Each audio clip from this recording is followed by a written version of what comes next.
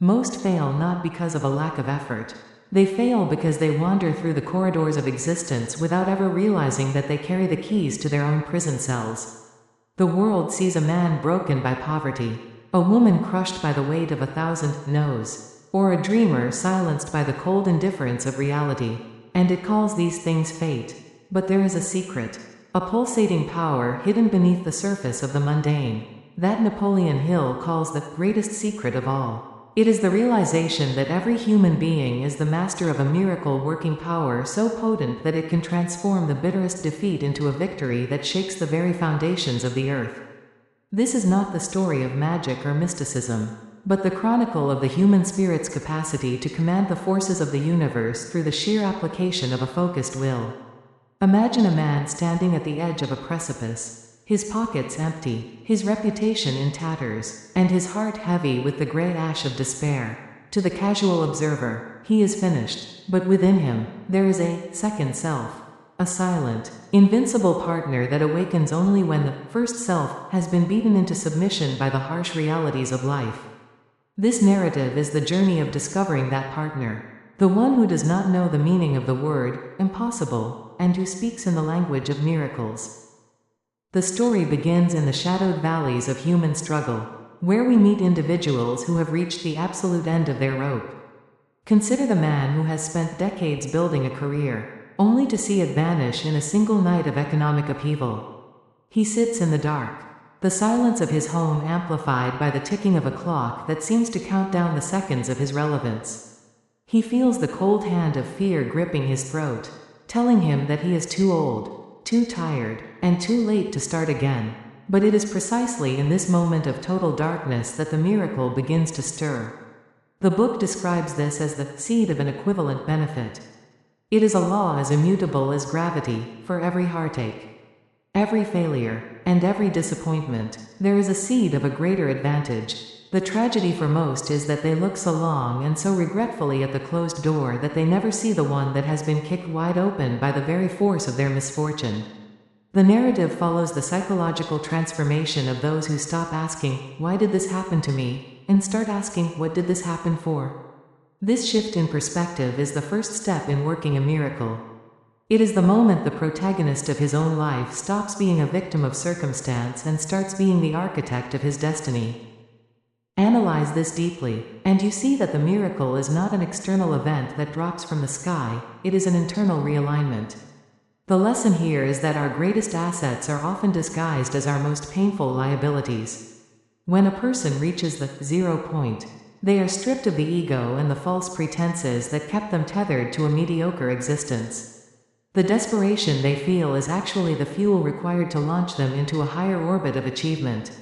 By embracing the pain rather than fleeing from it, they activate a psychological mechanism that forces the mind to search for creative solutions that were previously invisible.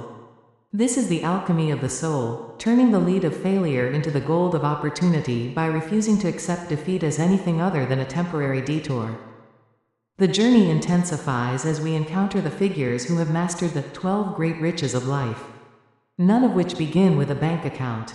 We see the character who possesses the riches of a positive mental attitude, standing amidst a storm of negativity and remaining unshaken, while others are drowning in the vitriol of gossip, envy, and doubt. This individual maintains a mind that is a fortress. They understand that the mind is a garden, if you do not plant the seeds of your own choosing.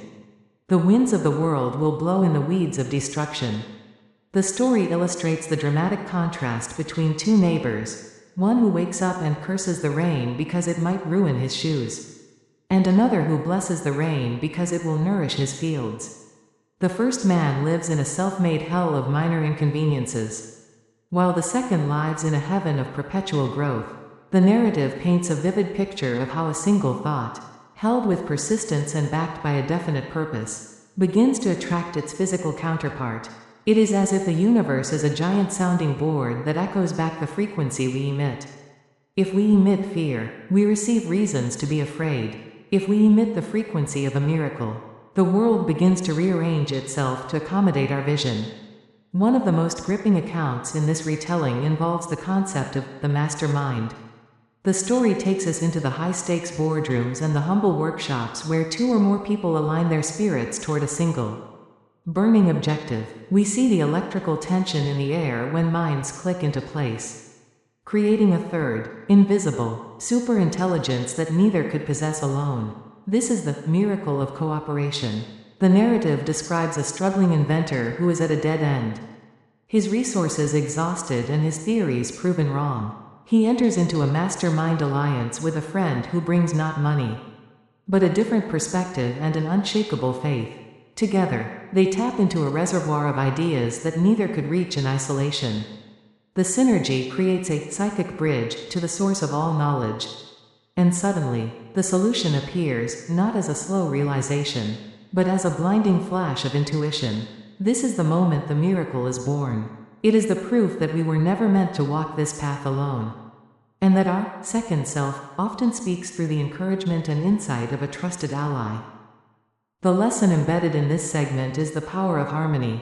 In a world that prizes rugged individualism, the book reveals that true miracles are often a collective effort. The mastermind is not just a business strategy, it is a spiritual law. When we harmonize our vibrations with others, we multiply our power exponentially. It teaches us that the ego is the greatest barrier to the miracle. When we let go of the need to be the sole author of our success and open ourselves to the infinite intelligence that flows through a harmonious group, we become conduits for something much larger than ourselves. The drama of human achievement is not found in the lonely struggle, but in the beautiful orchestration of multiple wills focused on a singular, noble aim. As the narrative progresses, it dives into the harrowing but redemptive story of a man who lost his physical sight only to find his internal vision. In the darkness of his blindness, he began to see the world not as a collection of physical objects, but as a playground of energy and opportunity. He stopped relying on the deceptive evidence of his physical eyes and began to trust the inner eye of his imagination. He learned to work his own miracle by visualizing his goals so clearly that they became more real to him than the darkness surrounding him. He didn't just hope for success, he lived in the feeling of it until the physical world had no choice but to manifest it. His story is a chilling reminder that most of us are blind despite having perfect vision, because we look only at what is instead of what could be. He becomes a beacon of light for others, proving that the only real handicaps are the ones we allow to take root in our minds. This part of the journey highlights the supreme importance of applied faith. Faith is not a passive belief, it is an active, aggressive state of mind. It is the willingness to step out into the void, trusting that the bridge will appear under your feet. The analysis of this man's life shows us that miracles require a vibrant expectancy. You must expect the miracle as surely as you expect the sun to rise. If there is a shadow of a doubt, the connection to the miracle-working power is severed. The narrative shows that the universe does not respond to wishes or wants, it responds only to commands, backed by an unwavering belief in their fulfillment. This is the psychological threshold that separates the masters from the masses. The story then shifts to the bustling streets of industry, where we find the principle of going the extra mile in action. We see a young clerk, unnoticed and underpaid, who decides to perform his duties as if he were the owner of the company. He arrives early, stays late, and looks for ways to provide value that far exceeds his meager salary. At first, his colleagues mock him, calling him a fool for giving away his labor for free. But he is not giving it away, he is investing it in the law of increasing returns. The narrative depicts the invisible forces that begin to gather around him. His attitude catches the eye of a powerful mentor, not because of his skills, but because of his spirit. The clerk's miracle is the sudden, vertical ascent of his career, jumping over those who did only what they were told. He realizes that the extra mile is the only part of the road that is never crowded. The underlying lesson here is the law of compensation. You cannot receive without giving, and you cannot give more than you receive in the long run. The miracle is simply the natural result of over-delivering. By doing more than what is expected, you put the world in your debt. The narrative stresses that this is a psychological maneuver that builds an irresistible personal magnetism. It turns you into a human magnet that attracts opportunities. resources, and people who want to be part of your energy. It is the ultimate antidote to the get-rich-quick mentality that plagues the unsuccessful. True miracles are built on the bedrock of service, and the narrative makes it clear that the size of your miracle is directly proportional to the magnitude of the service you render to others. We continue into the realm of cosmic habit force, the silent momentum that either carries a person to the heights of glory or drags them to the depths of despair. The story illustrates this through a woman who had spent her life in a cycle of poverty and bad relationships. She felt as though she was haunted by a jinx, an invisible force that sabotaged her every move. The narrative reveals that her jinx was nothing more than the habit force she had programmed into her own mind through years of negative self-talk and expectation of disaster. The turning point comes when she decides to break the rhythm. She begins to consciously replace her destructive habits with constructive ones, one small act at a time. The story vividly describes the struggle, the old habits fighting to stay alive, the first self screaming that it's no use, and the eventual victory when the new habits take hold. Suddenly, the wind that was always against her is now at her back.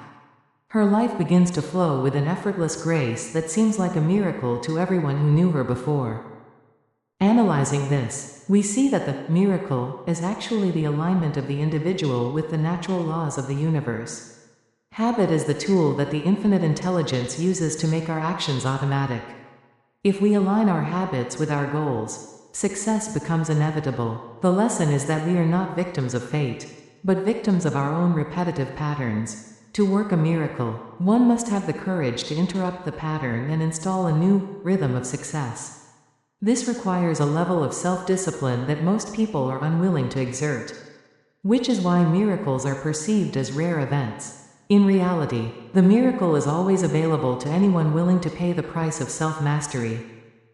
The narrative shifts now to the psychological battlefield where the first self and the second self engage in a silent, cosmic duel for the soul of the individual. Imagine a woman who has spent her entire life defined by the limitations imposed upon her by her upbringing, her environment, and her own crushing self-doubt. She is the embodiment of the first self, that part of us which is bound by the five senses, tethered to the physical evidence of lack, and prone to the paralyzing grip of the seven basic fears. She moves through her days like a ghost in her own life, convinced that miracles are reserved for the chosen few, the lucky, or the saintly. But the story takes a dramatic turn when she encounters a moment of absolute extremity, a dark night of the soul, where every external support is stripped away. In the silence of her desperation, she hears a voice that does not speak in words, but in a surge of unshakable confidence. This is the second self, the miracle worker that Hill identifies as the direct link to infinite intelligence. It is the part of the human psyche that remains untouched by failure and indifferent to the opinions of the world. The narrative follows her as she learns to silence the chatter of her fearful ego and allow this internal giant to take the reins. As she does, the world around her begins to shift in ways that defy logic. Opportunities appear where there were only stone walls. People who previously ignored her now offer their unbidden support. It is as if she has tapped into a hidden frequency of the universe. And the miracle is simply the broadcast of her new internal reality. Analyzing this transformation, we realize that the most significant barrier to any miracle is the first self's insistence on its own limitations. The lesson here is that we are lived by our fears until we consciously choose to be lived by our faith. The second self is not something we have to create, it is something we have to release. It is the original blueprint of our potential, buried under layers of social conditioning and past traumas. The narrative illustrates that the act of working a miracle is primarily an act of subtraction, removing the doubts, the excuses, and the false beliefs that prevent our innate power from flowing. When the woman in the story finally surrendered her need to control everything through her limited intellect and trusted the inner guide, she became a channel for a power that knows no bounds. This is the spiritual technology of the miracle, the recognition that the power to change our world is already within us, waiting for our permission to act. The story moves forward into the lives of those who have mastered the definiteness of purpose, the primary engine that drives the miracle working process. We see a man who was once a drifter, a human leaf, blown about by the winds of chance. With no clear direction and no burning desire, he was a master of generalities, a person who wanted success but never defined what that meant. The narrative describes the gray, foggy atmosphere of his existence, a life of someday and maybe. The turning point occurs when he is challenged to write down exactly what he wants, when he wants it, and what he is willing to give in return. The moment he puts pen to paper, the fog begins to lift. The story portrays this act of writing as a sacred contract with the universe. Suddenly, his mind, which was once a scattered beam of light, becomes a concentrated laser. He stops seeing obstacles and starts seeing stepping stones. He realizes that the universe is a massive storehouse of energy that responds only to specific commands. The miracle in his life is the incredible speed with which his environment aligns with his written purpose. He discovers that once a person makes a firm decision, providence moves too, and a whole stream of events issues from the decision, raising in one's favor all manner of unforeseen incidents, meetings, and material assistance. The lesson in this segment is the power of the written word and the law of attraction. A vague desire has no magnetic pull, but a definite purpose acts as a psychic magnet. The analysis reveals that the miracle is a matter of mental chemistry. When you mix a definite purpose with a positive mental attitude and persistent action, you create a compound that dissolves the impossible. The narrative teaches us that the reason most people never experience a miracle is that they never ask for one with enough specificity. They are like a traveler who goes to a ticket window and asks for a ticket, but cannot name a destination. The universe cannot grant what it cannot identify. By defining his purpose, the man in the story provided the blueprint for the miracle to build upon. He moved from being a victim of accidents to being a creator of incidents. As we delve deeper, the narrative explores the miracle of personal initiative. We encounter the story of a young woman working in a dead-end job. Surrounded by people who do only enough to get by, she is tempted to sink into the same lethargy, but she remembers the principle of the second self and decides to take initiative where none is expected. She begins to solve problems that aren't hers to solve. She creates systems to help her coworkers and improves the quality of the company's service without being asked for a raise. The story describes the internal friction she feels, the pull of the first self telling her she is being exploited. But she persists, driven by an inner vision of excellence. The miracle happens when the owner of a rival firm notices her work and offers her a position that skips 10 levels of the corporate ladder. Her colleagues call it luck, but the narrative shows it was the inevitable result of her self-started momentum. She did not wait for the miracle to come to her, she went out and manufactured it through her own actions. This part of the story emphasizes that personal initiative is the spark that ignites the fuel of purpose. The analysis shows that the miracle worker is always a self-starter. In a world of followers, the person who takes the lead, even in small, insignificant ways, sets themselves apart from the masses. The lesson is that the universe rewards the person who acts. Faith without works is dead, and a purpose without initiative is merely a daydream. The miracle is the response of the environment to the individual's refusal to remain stationary. By taking the first step into the unknown, the woman in the story forced the hand of destiny. She proved that the miracle is not a reward for waiting, but a response to movement. The narrative then shifts to the miracle of enthusiasm. We see a salesman who has lost his fire. His presentations are cold, logical, and utterly unconvincing. He is on the verge of being fired. His self-esteem at an all-time low. He believes his product is the problem, or the economy, or the competition, but through a chance encounter with a mentor, he learns that enthusiasm is the master key that opens the hearts of men.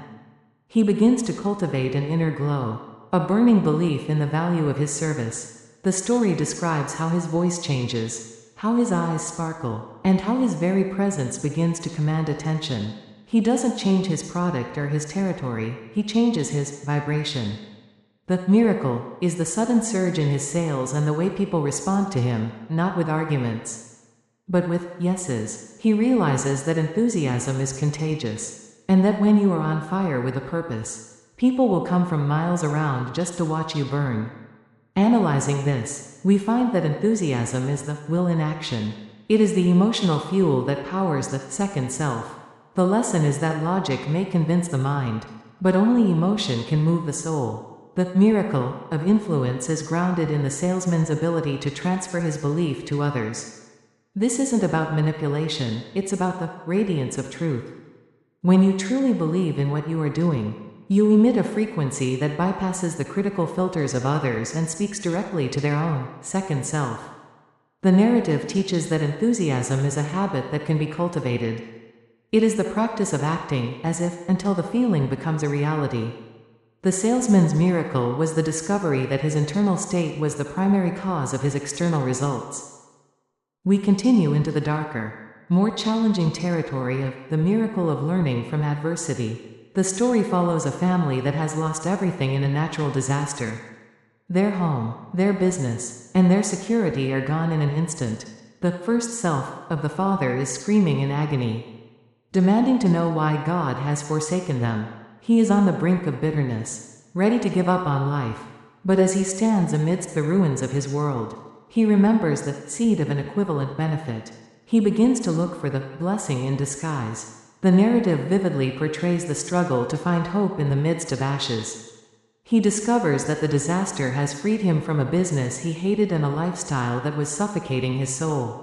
He uses the insurance money, which he previously thought was insufficient, to start a new venture that he is truly passionate about. The miracle is not the restoration of what was lost, but the birth of something infinitely better. He realizes that the disaster was not a punishment, but a clearing of the ground for a greater structure to be built. The lesson here is one of the most profound in the entire book. Every failure brings with it the seed of an equivalent success. The analysis shows that we must develop the X-ray vision of the soul to see through the appearance of tragedy to the opportunity hidden within. The miracle is the transformation of the mind's reaction to the event. If you accept the disaster as a defeat, it becomes one. If you accept it as a lesson or a new beginning, it becomes the catalyst for a miracle. The father in the story did not work a miracle by changing the past, he worked it by changing his interpretation of the present. This is the ultimate power of the human spirit, the ability to choose one's own attitude in any given set of circumstances.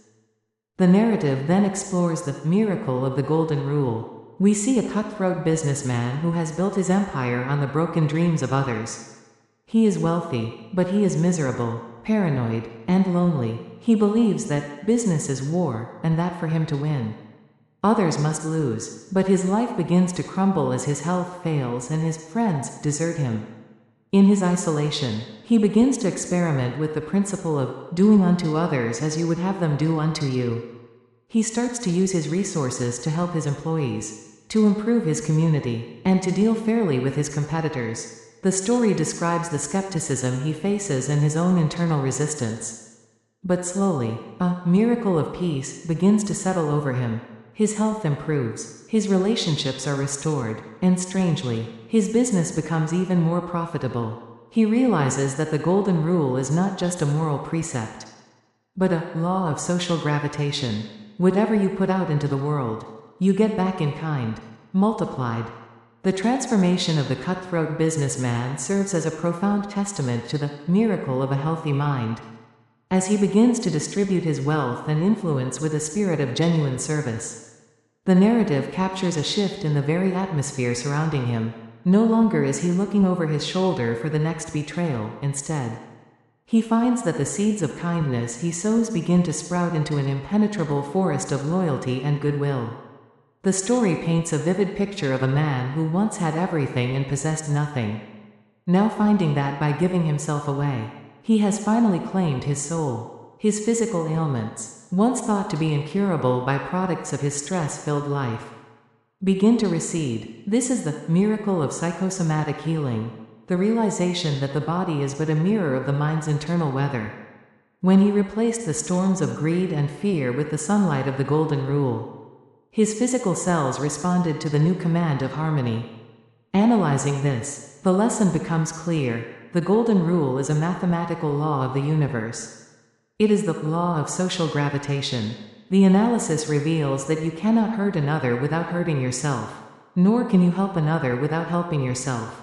The miracle is the discovery that the ego's desire to win at the expense of others is actually a form of slow-motion suicide. By aligning his actions with the welfare of the whole, the businessman tapped into a collective power that far exceeded his individual cunning. The narrative teaches that the ultimate miracle is the transition from me to we, which paradoxically leads to the greatest individual fulfillment. The script now enters its final, most intense phase, focusing on the miracle of the cosmic habit force as the ultimate architect of destiny. We follow the story of an elderly man who, looking back on a life of mediocrity, decides that it is never too late to work a miracle. He realizes that his entire existence has been a series of accidental habits that have hardened into a rhythm of failure. He decides to use his remaining years to prove that the human will can override decades of conditioning. The narrative describes his painstaking process of rewiring his brain. Every morning, he speaks to his second self with the authority of a commander.